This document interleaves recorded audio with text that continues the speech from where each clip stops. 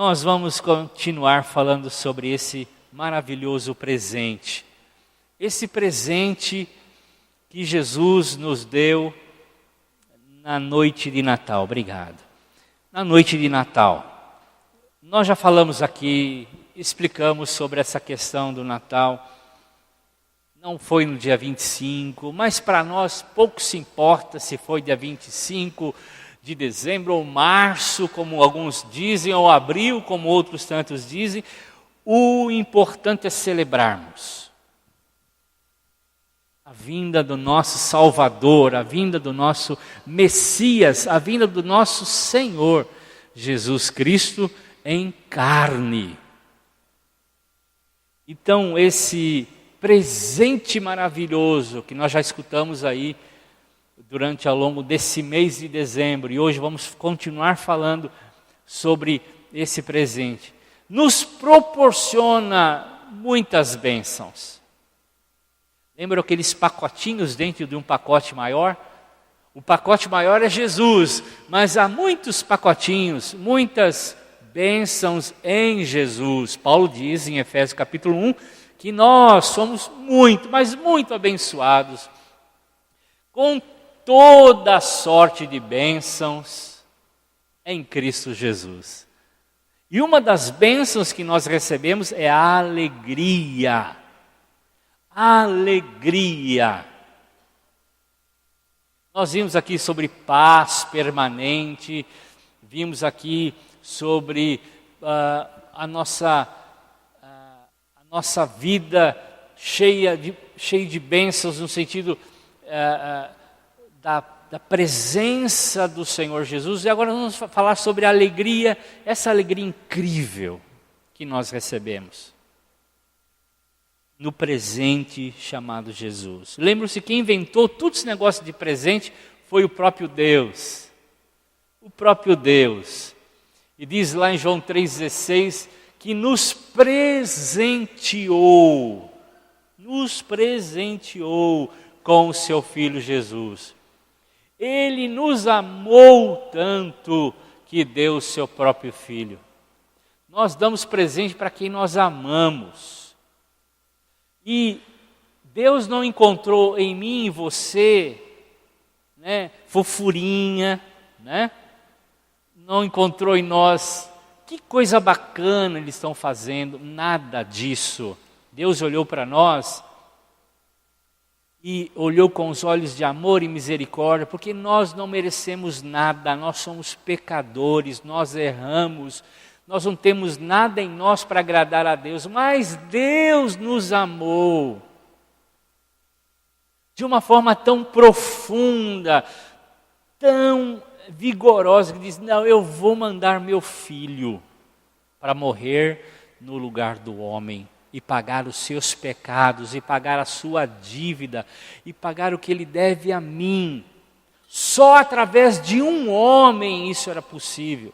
E um homem sem pecado. Porque um homem pecador não paga nem a sua própria dívida. Aliás, Paulo diz que a paga pelo pecado, o salário do pecado é o quê? A morte. Então cada um paga o seu pecado com a sua própria morte. E Deus amou tanto a mim, você que diz assim: vou presenteá-los com o meu filho sem pecado. Porque ele pode morrer pelos outros, ele pode morrer por toda a humanidade. E esse foi o presente de Deus para nós.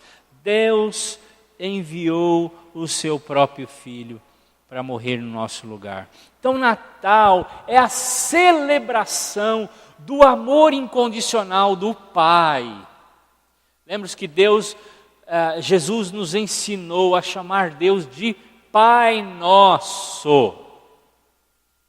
Antes era um monte de nome, era Deus, Elohim, Jeová Jireh, Jeová Nissi, uma série de nomes falando das ações de Deus. Aí vem Jesus e diz assim: não chame Deus dessas coisas, chama Deus de Pai, porque Ele é Pai de vocês. Ele vai ser Pai de vocês através da filiação que eu proporcionarei a cada ser humano na minha morte e na minha ressurreição. Então nós somos adotados por Deus através do que Jesus fez. Deus nos amou profundamente. Que alegria nós devemos viver. Eu devo viver em alegria todo um tempo por isso. Porque o meu lugar era o inferno. Esse era o meu lugar. Essa era a minha trajetória, era a minha sina. O inferno. Mas Deus disse, basta, eu quero entregar um presente maravilhoso que vai solucionar o problema da humanidade. O meu filho sem pecado, ele vai sofrer, ele vai morrer para pagar isso. E veio o presente maravilhoso, e por isso eu posso ser alegre, você pode ser alegre. Uma alegria incrível. A Bíblia diz que o choro pode durar até o anoitecer, mas a alegria vem ao amanhecer. E o mundo amanheceu através do nascimento de Jesus. O mundo vivia na escuridão da noite. O mundo vivia nas trevas tenebrosas. E o profeta diz, eis que a luz brilhou no meio dos homens. Nasceu o Salvador. E o Salvador nasceu para nossa alegria. Eu não vou cantar a musiquinha, para nossa alegria. Não vou cantar essa musiquinha. Mas para nossa alegria ele nasceu. Ele veio e morreu em nosso lugar. Paulo continua falando sobre isso. Lá em Romanos capítulo 5, verso 8, diz, mas Deus não poupou nem o seu próprio filho, mas o entregou por todos nós. Ele diz ainda, se nós seguirmos essa lógica, ele diz assim, que ele morreu por nós, ainda sendo nós pecadores. Pecadores. Em Romanos 8 e verso 32, deixa eu passar aqui, ok, ainda não, desculpa. Volta, ok. Em Romanos 8, 32 nós vamos ver, mas diz assim o texto, aquele que nem poupou o seu próprio filho, mas o entregou por nós, como não nos dará juntamente com ele e de graça todas as coisas? Se Deus não poupou o que ele tinha de mais precioso, quanto mais as outras coisas, de graça seria nos dado. Então a gente precisa entender essa lógica bíblica. Deus quer alegrar nosso coração. Jesus disse assim aos seus discípulos, eu vou responder a oração de vocês quando vocês orarem em meu nome, para que a alegria de vocês seja completa. Deus quer alegrar o nosso coração, mas precisamos ter consciência que a salvação é o gatilho da nossa alegria. É o que desencadeia a nossa alegria. Não é ter dinheiro, não é ter coisas, não é casar, não é realizar um sonho, uma viagem. Isso alegra, isso é bacana, é legal, muito bom, faça. Mas o que engatilha a nossa alegria, porque pode faltar tudo isso. O que deve engatilhar nossa alegria é sabermos que Deus enviou o seu Filho Jesus para morrer por nós. E hoje temos salvação. E hoje temos vida eterna garantida, gratuitamente. Eu não paguei nada, Cristo pagou tudo. Por isso eu preciso me alegrar com isso e viver nesta alegria constantemente. É um dom, é graça. Então, Jesus, que conheceu o Pai perfeitamente, disse que um dia para a gente em Mateus 7,11 já estudamos isso, sobre a oração. Nós sendo maus, quando um filho pede um peixe para a gente vai dar uma cobra para ele? Nem pegadinha, né, gente? E ele diz assim: quanto mais o Pai bondoso, perfeito em bondade, nos dará boas coisas. Boas coisas. Então, o Natal fala desse privilégio que nós recebemos um presente de Deus poderoso e que deve causar uma grande alegria em nós. Precisamos entender quem é Deus, precisamos entender como Ele é amoroso, como Ele tem pensamentos bons ao nosso respeito, como Ele quer nosso bem, como Ele anseia em nos abençoar. Então, juntamente com Jesus, quando nós recebemos Cristo como nosso Senhor e Salvador, e Paulo vai lá em Romanos 10, 9 e 10, diz assim, se você quer receber Jesus, você tem que confessar com a sua boca, dizer eu recebo Jesus como Senhor e Salvador, e eu creio no meu coração, você é salvo, você imediatamente é introduzido na família de Deus. O seu nome é escrito no livro da vida e você recebe salvação imediata, gratuita. Mas, queridos, quando recebemos, nós precisamos viver alegremente. Alegremente. E nós recebemos uma nova identidade. Uma nova identidade. É verdade, nós recebemos uma nova identidade. Por quê? Nós fomos saqueados, roubados pelo pecado. O pecado entristece nosso coração. O pecado, ele até come os nossos ossos. O salmista diz assim: enquanto eu fiquei calado, não confessei o meu pecado, os meus ossos doeram. E a medicina explica que há muitas doenças que são frutos, resultados de corações amargurados, ressentidos. Então, quando confessamos o pecado, nós somos libertos. O pecado rouba e roubou ao longo da vida do ser humano a alegria. Pressões na família, de colegas, influências da nossa cultura, etc, etc. Isso tudo rouba, já falamos sobre isso, é o ladrão, são os ladrões da alegria. Que saqueiam constantemente a nossa vida. E nós nos tornamos infelizes.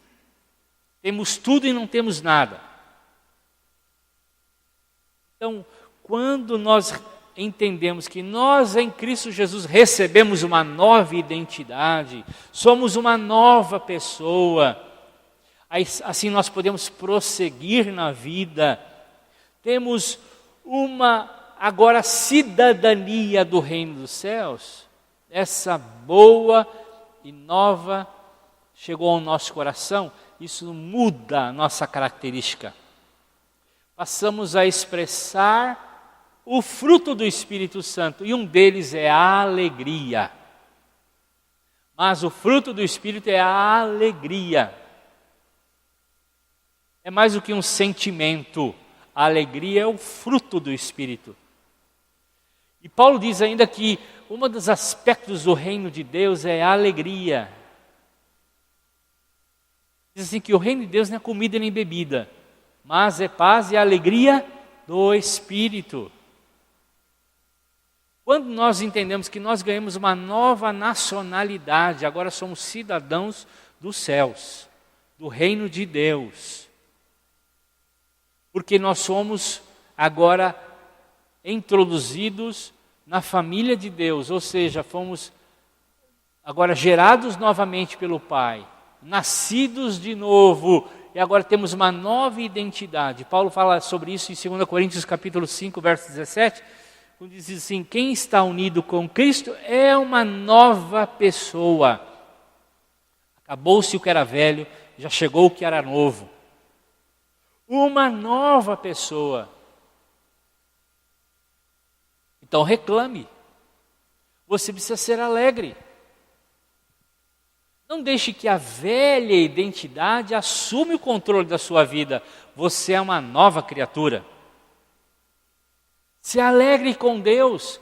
Peça para que você seja cheio da alegria do Espírito Santo. Paulo preso. Ele estava preso mesmo? Tinha um outro cara com ele lá. Os dois, acho que é Barnabé. Os dois presos cantando alegremente ao Senhor. Cantando alegremente ao Senhor. Louvando ao Senhor. Exultando no Senhor. Preso. Por causa do Evangelho. Não estavam murmurando, reclamando de Deus. Ah, Deus, eu prego o teu Evangelho, estou preso. Não estavam murmurando dos irmãos que tinham abandonado ele. Estavam louvando. Porque isso é uma atitude de quem é cheio do Espírito Santo, cheio da presença de Deus. Então, quando entendemos o Natal, Natal é um presente que Deus deu à humanidade, que me traz salvação, que me leva à salvação, eu tenho que ficar cheio de alegria. E eu sou uma nova criatura, um novo ser em Cristo. E uma das características desse novo ser é a alegria. É a alegria. Crente com cara de guarda-chuva, né? Bicão assim, não é crente. Pode ser crente, mas não é cristão. O cristão precisa ser alegre, animado, positivo. Não por um pensamento positivo, mas positivo porque entende que Deus é soberano sobre ele e a sua vida está nas mãos do Senhor. E ele crê num Deus que pode ressuscitar dos mortos os mortos. E ele crê num Deus que mesmo que a última notícia não te agradou, porque foi uma notícia de morte, ou uma notícia de desânimo, ele se agrada no fato de que a sua vida está nas mãos do Senhor e o Senhor continua tendo o controle e sempre a última notícia a dar a ele. Ele tem uma nova identidade. Nós precisamos entender isso. Somos preciosos para Deus. Nós somos aceitos por Deus. Nós somos perdoados por Deus. Somos filhos de Deus, herdeiros de Deus. Lembre-se, semana passada falamos sobre isso. Nós somos herdeiros de Deus. Há dois tipos de filiação. Já falamos uma vez sobre isso. A filiação, e Paulo usa essa figura para falar sobre a nossa filiação. A filiação, o filho normal, gerado pela mãe biológica, ou alguém que foi adotado na família. Para um cidadão romano, ele podia deserdar o filho natural, nascido da sua esposa, mas ele jamais poderia deserdar um filho adotado. Estão entendendo? Nós somos adotados por Deus. Paulo usa essa figura. Nós jamais seremos deserdados. O que é de Deus é nosso. E uma das características de Deus é que Ele é alegre. Aquela figura estranha daquele Deus carrancudo, velho, barbudo, que mais parece um Papai Noel do que Deus, né? Lá na cadeirinha, lá em cima, né? meio gordinho. Essa não é a figura de Deus. A figura de Deus é uma figura alegre. E Jesus vira para os discípulos, quem vê a mim, vê o Pai. E Jesus era um camarada alegre, porque ele atraía as criancinhas. Já viu criancinha aí com gente carrancuda? Criancinha abre um sorriso quando a gente abre um sorriso para ela. E ela se joga nos braços de alguém que é muito alegre. Jesus diz assim, quem vê a mim, vê o Pai. Jesus era um camarada alegre. Essa é uma característica de Deus, essa é uma característica dos filhos de Deus. Tem tudo. Tem tudo. Quem é filho tem tudo. Então essa é a primeira coisa que nós precisamos entender, a nossa nova identidade gerada por causa desse presente. Nós também ganhamos uma nova capacidade.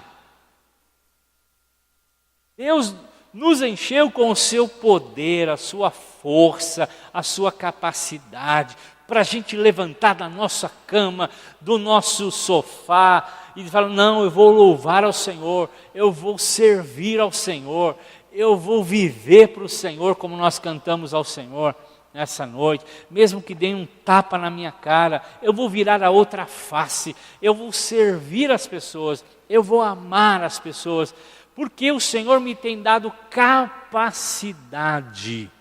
Por mim mesmo, não. Por mim mesmo, nunca. Por mim mesmo, fez chuva, muito sol, eu não vou, não faço, não quero. Mas o Senhor nos tem dado capacidade, força, nos tem dado vontade. Paulo diz isso, Romanos capítulo 5, verso 5, diz assim, essa esperança, esse presente que veio, Jesus, não nos deixa decepcionados, pois Deus derramou o seu amor no nosso coração por meio do seu Espírito, o Espírito Santo que Ele nos deu. Essa capacidade de amar, de servir, de honrar, de viver para o Senhor. Você recebeu, meu irmão, minha irmã, saia do comodismo, saia de si mesmo, você vai adoecer, você vai morrer. Viver para você mesmo, você não foi criado para isso.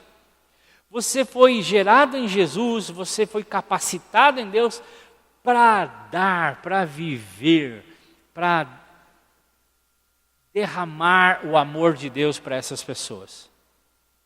E essa é a vontade de Deus. Ele nos deu o seu Espírito. O seu Espírito é uma fonte de poder que nos ajuda e nos leva a uma vida de vitória. Não uma vida de derrota, uma vida de vitória. Então, Filipenses capítulo 2, verso 3 diz, pois Deus sempre está agindo em vocês para que obedeçam à vontade dEle, tanto no pensamento como nas ações. Deus está querendo que a gente viva para Ele, age através dEle, pense como Ele pensa, faça, tenha a vontade que Ele tem. Mas nós precisamos nos colocar na mão de entender isso, que Ele nos deu essa capacidade. Esse presente Jesus nos proporciona sermos cheios do Espírito Santo. E assim podermos servir a Deus e servir uns aos outros. Paulo fala ainda, 2 Timóteo capítulo 1, verso 7. Pois o Espírito de Deus, que Deus nos deu, não nos torna medrosos, pelo contrário, diz o texto, o Espírito nos enche de poder, de amor e nos torna prudentes. Veja lá, Ele nos enche de poder, de força, Ele nos enche de amor e nos enche de prudência, o equilíbrio, autocontrole. Espírito Santo.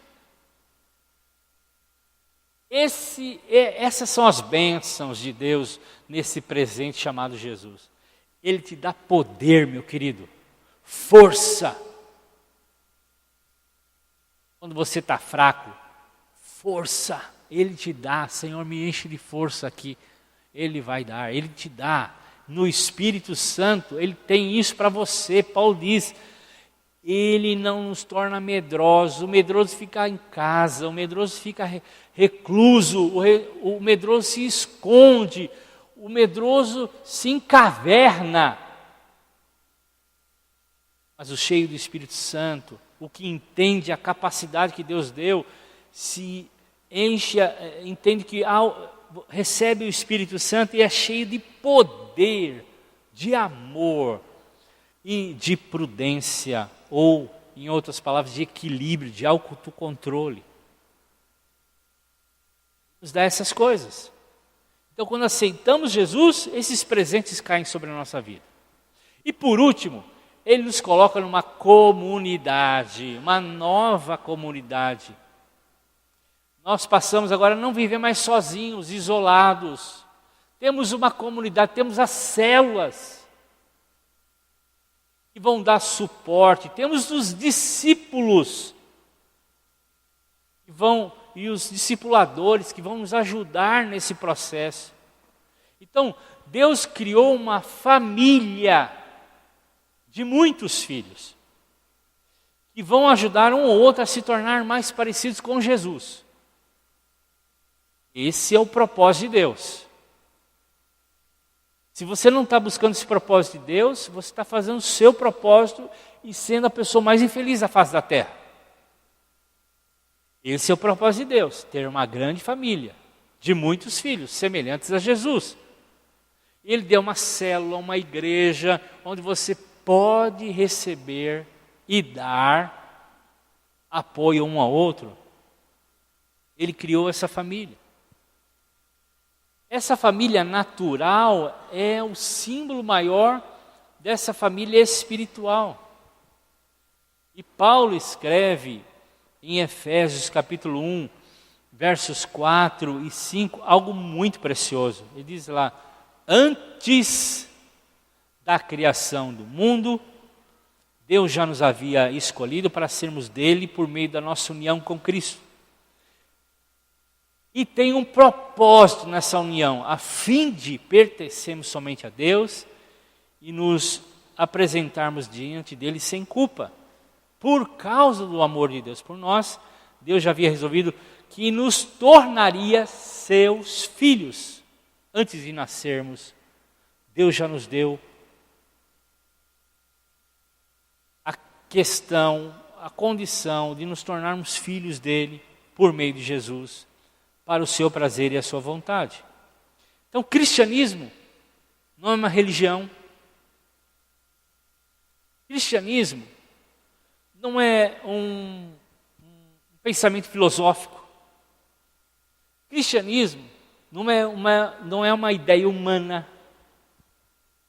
Cristianismo é um estilo de vida daqueles que são filhos de Deus. Guarde isso. Isso faz muita diferença em como nós cultuamos a Deus. Vamos à igreja ou à célula como uma religião, estamos longe de entendermos o propósito de Deus. Mas como um estilo de vida de alguém que é filho de Deus, as coisas acontecem. Então a igreja não é uma organização, é uma família de filhos de Deus que vai durar a eternidade. Nossa família da carne vai acabar aqui. Mas a família espiritual, ela será eterna. Paulo diz lá em 1 Timóteo capítulo 3, verso 15, a família de Deus, que é a igreja do Deus vivo, a qual é a coluna e alicerce da verdade. Essa não muda. É o alicerce e a coluna da verdade. Verdade é uma. É uma. Nós somos a família de Deus, somos a igreja do Deus vivo. Então Deus criou essa família para que a gente cuide um dos outros, para que a gente cresça um com os outros. E nós precisamos sentir falta uns dos outros. Se a gente anda sozinho, é como aquela velha frase do Ralph Neighbor: ovelha isolada, petisco de lobo. Isso mesmo. Os irmãos lembram? Petisco de lobo. Precisamos uns aos outros para guardar, para ajudar, para estimular na fé, para fazer com que o outro não caia, ajudá-lo a se levantar quando ele cair, para apontarmos a direção e também recebermos as mesmas coisas. Paulo diz lá, em 1 Coríntios capítulo 12, versos 6 e 7, mas é o mesmo Deus que dá a cada um a habilidade de fazê-lo, para o bem de todos, Deus dá a cada um alguma prova da presença do Espírito Santo, ou seja, cada um aqui, não só os pastores, cada um aqui, um dom, uma bênção para ser repartida um com o outro. Eu sou edificado com os demais pastores e a minha célula, e com vários irmãos que eu convivo. Eu sou abençoado, eu sou ministrado, eu recebo oração. E assim eu faço também com os outros.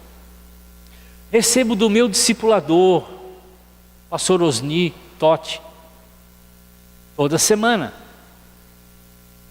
Eu tenho também dons, e cada um dos irmãos precisa exercer esses dons. Esse presente que recebemos de Deus através de Jesus nos proporciona ter uma família para dar e receber, para abençoar e sermos abençoados. Então a gente tem que entender isso. Quando Jesus veio ao mundo, Ele veio para constituir uma família, casar. Ele casou com algo chamado igreja, e é a noiva, Paulo diz. E Ele tem filhos, eu e você, gerados pelo Espírito Santo. Eu queria que nós terminássemos o culto dessa noite ficando em pé, se você pode, e lermos juntos Efésios capítulo 3, versos 18 e 19. Efésios capítulo 3, vamos terminar essa reunião lendo esse versículo. E a nossa oração é que todos aqui celebrem o Natal e vivam no entendimento de que esse presente maravilhoso dado por Jesus